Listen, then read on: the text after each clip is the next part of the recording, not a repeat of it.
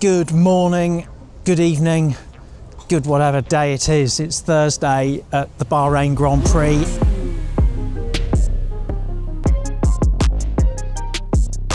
Well, Mohammed Ben Sulayem's political opponents have rolled a grenade under the door today. The Deputy President, Robert Reid, has resigned, citing various disgruntlements with the way things are, and we think basically, Phil, that this is the first step on the road to someone, maybe one, maybe two people emerging as a challenge in the presidential elections later this year. If there are two people rather, it'll be consolidated down to one. So interesting, yeah, a day of the long knives. Yeah, never a dull moment in FIA land. We've heard of people resigning or being shoved aside at the FIA, but not as senior as the Deputy President. And bear in mind, this is the person that ran with Ben Sulayem to be elected in 2021. So this is somebody that supported Ben Sulayem, trusted that he would make the changes that he promised to make, and who has now, felt that he needs to resign because it's not happening. Transparency, the governance, things that have happened over the past 18 months. And Robert Reid resigning is a big line in the sand for me. And you mentioned the election. He's not the only one making noise around it, is it? Yeah. Alice Cooper, of course, said, "I want to be elected." Who is going to be next? There are some candidates being mentioned blowing in the wind. Some people have said Susie Wolff. David Richards' hand is very much behind some of the moves against Mohammed Ben Sulayem, but he's too old to be elected as president. So it will be interesting to see what happens. Kind of bound up in that, some more developments today, a lot more conversations about the whole Bring Back V10 movement, which we thought was, a bit of a silly bit of red meat that the president threw in there to try and say, hey, I'm doing a great job. I've got the best interests of the sport at heart. I want to do this brilliant thing. It seems to have struck a chord, and something Carlos Sainz said today in the press conference was that what really puts him in a mind to support the whole Bring Back V10s movement is that he's not very energised by the 2026 engine regs and the hoops the chassis has to jump through to cope with the increased electrification, and that seems to be something that's reflected up and down the paddock, doesn't it? I think so. I would say opinions are a bit more divided than that. I mean, there are drivers that feel like we shouldn't go back to, back in time. There's a reason why we got rid of V10s back in the day. Fernando Alonso obviously has a lot of experience with V10s, V8s. He says, we can't go back in time and go against what the industry is doing.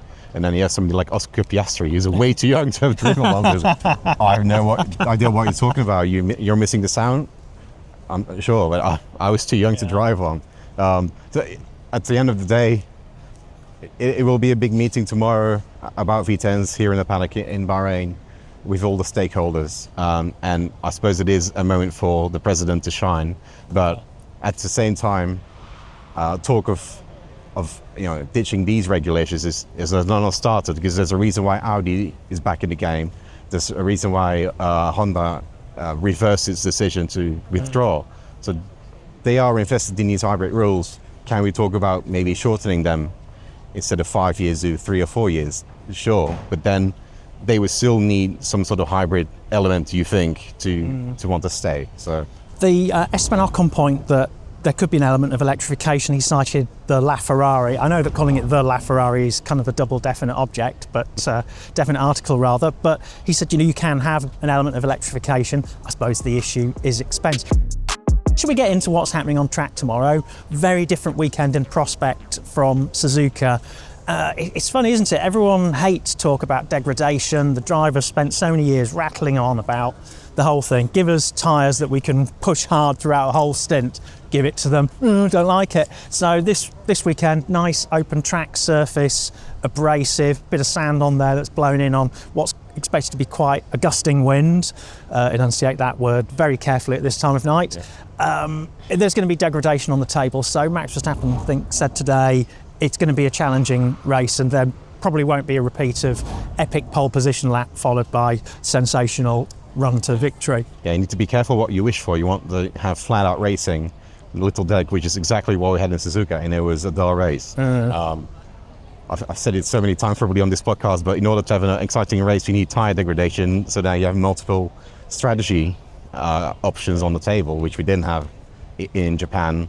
And now, because this is a very high degradation abrasive surface, as you said, and it's also very hot here, as we've been suffering through today already, it is going to be probably very likely a two-stop race with a lot of degradation.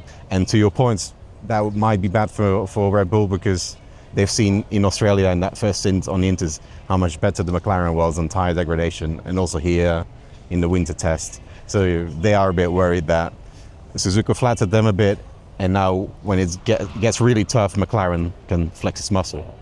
And yeah, before we sign off, another interesting development today, or rather an explanation from, I think, Yuki Tsunoda said a little bit more about Suzuka and was talking about the way the simulator differs for Red Bull. So they've almost kind of, the dressing room's been lost there. They tried a setup adjustment in the simulator. It appeared to work. When they put it on the car in FP2, had not the same effect. So very, very troubled. The Verstappen victory looking increasingly like an outlier, I think.